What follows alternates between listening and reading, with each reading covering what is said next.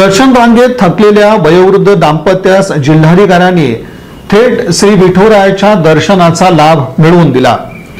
वारकरी हाच VIP याचीच प्रचिती या निमित्तानं दिसून आली।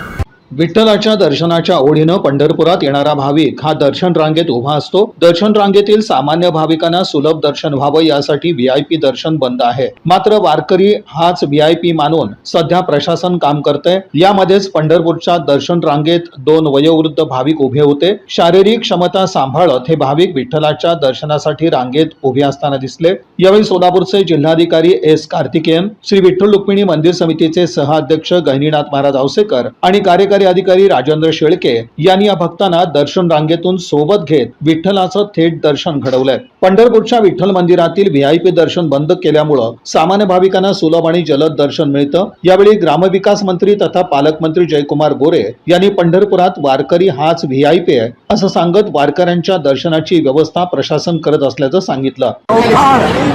तालुका हे बघा, आमच्या पद्मा आजी आहेत।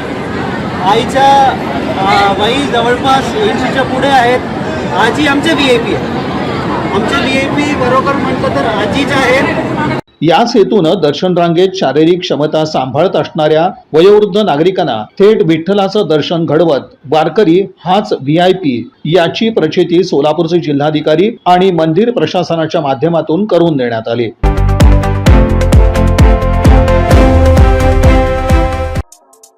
या बातमीपत्राचे प्रमुख प्रायोजक प्लॅटिनम मॉल इंद्रधनु सोलापूर। सोलापुरातील सर्वात प्रतिष्ठित इंद्रधनु सोसायटीचा नवीन भव्य कमर्शियल प्रोजेक्ट आता रेल्वे स्टेशनच्या अगदी शेजारी शहराच्या मध्यवर्ती